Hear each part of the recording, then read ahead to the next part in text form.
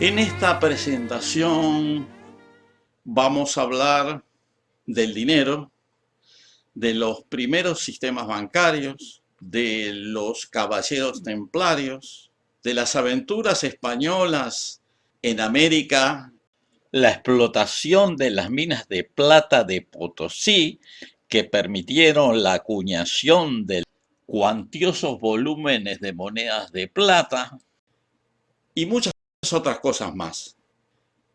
En el siglo XI, los reinos cristianos que habían surgido en Europa occidental, luego de la disolución del Imperio Romano de Occidente y del Sacro Imperio Romano Germánico y otros reinos o principados, impulsados por la conquista de Palestina por los musulmanes, se lanzaron a la tarea, en primer lugar, de expulsar a los musulmanes de lo que ellos llamaban la Tierra Santa, y en segundo lugar ocupar esos territorios para aprovechar las ventajas económicas que ellos podían tener. Fue un movimiento político religioso que se dio en llamar las Cruzadas. La empresa conquistadora tuvo un éxito parcial y temporario, pero de todas maneras permitió que los cruzados ocuparan Jerusalén y otras ciudades del Oriente Próximo y se establecieran con cierta permanencia en ese lugar y en otras plazas fuertes en el Mediterráneo oriental. Al estar establecidos los cruzados lejos de sus tierras de origen y por lo tanto sin acceso a sus cofres de disponibilidad económica inmediata, se desarrolló una organización que al mismo tiempo que cumplía fines políticos y religiosos, comenzó a ocuparse de trasladar valores económicos del occidente europeo a las tierras ocupadas del cercano oriente y viceversa.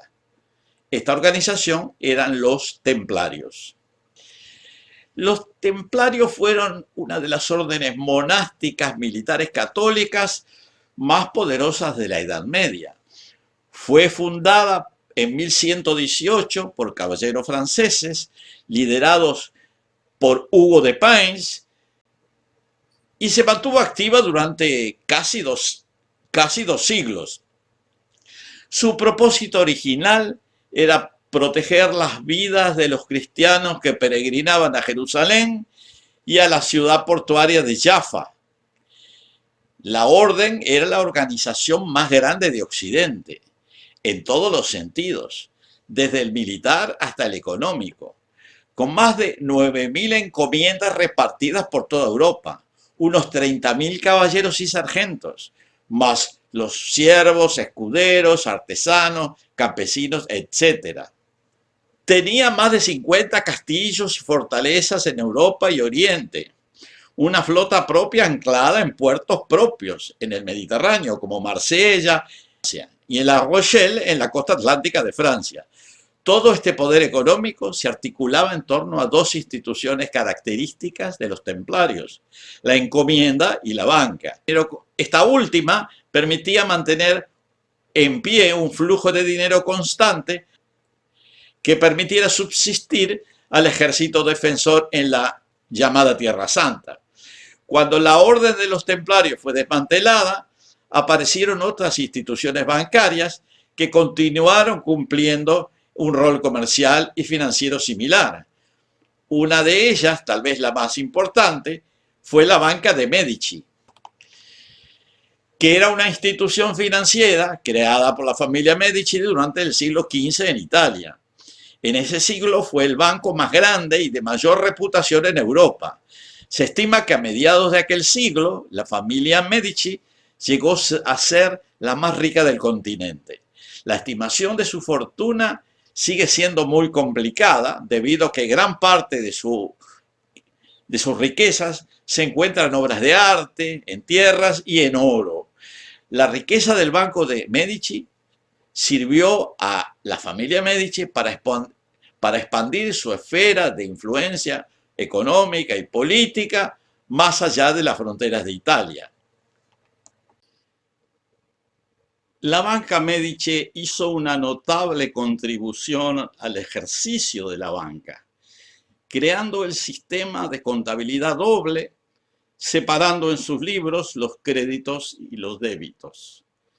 El primer Medici en entrar en el negocio de la banca fue Giovanni di Medici, apoyado por las comisiones recibidas por la administración de los bienes papales y los beneficios de la producción textil florentina. Y así fue alcanzando en vida una gran influencia en los asuntos políticos italianos y florentinos, a tal punto que financió, entre otras cosas, la conclusión de la cúpula de la Catedral de Florencia, así como el apoyo a numerosos artistas florentinos y de otras partes de la península itálica. Se puede decir que en gran medida el periodo artístico denominado Renacimiento del siglo XVI se debe en alguna medida al apoyo económico de los Medici. Mientras los Medici desarrollaban su imperio financiero en Italia, en la península ibérica los reyes españoles habían comenzado su aventura colonial en las Américas. Como resultado de la ocupación de los territorios americanos por la corona española, y en particular de la explotación de las minas de plata en Potosí y en México, el gobierno español comenzó a acuñar su propia moneda, dando lugar a un nuevo e importantísimo impulso a las bases del capitalismo financiero en los siglos XVI y XVII. La moneda de plata que España comenzó a acuñar a partir de la plata de sus minas fue el peso. En las monedas acuñadas se incluían las imágenes de las llamadas columnas de Hércules, o sea, del estrecho de Gibraltar, y una banda escrita con las palabras plus ultra, desplegada entre las columnas. Plus ultra quiere decir más allá. Esa frase buscaba recordar que antiguamente se utilizaba una frase parecida, non plus ultra, que quiere decir no más allá, como el símbolo de la inaccesibilidad del mar océano más allá de las columnas de Hércules, o sea, del estrecho de Gibraltar. Las columnas, junto con la banda escrita, donde decía plus ultra, pasaron a ser el símbolo que se habría de utilizar en el futuro en todo el mundo para denominar las monedas de diversos países, desde los pesos a los dólares, el famoso símbolo internacional del dinero. Digamos que antes que llegara la plata de América a Europa, ya había minas de plata y otros metales preciosos en diferentes lugares en el continente europeo. En particular, se hizo conocida una mina existente en el territorio de Bohemia, el actual país checo, cerca de la ciudad de Hachimov, en un valle que se denominaba Joachimthal. Las monedas acuñadas a partir de esas minas, desde 1517, se denominaban Joachimthaler, apocopadas a Thaler. La palabra Thaler, proveniente de Joachimthaler, y otras derivadas, como talar o talero, comenzaron a ser utilizadas en Europa para denominar unidades monetarias de diferentes estados del continente. Finalmente, esa palabra también fue adoptada en el lenguaje común de las colonias británicas en América del Norte, transcrita como dólar. En vez de talar, se transformó en dólar. En ese momento, en las colonias de América del Norte, se utilizaba esa palabra para denominar la moneda en curso en las colonias inglesas, que era el peso español.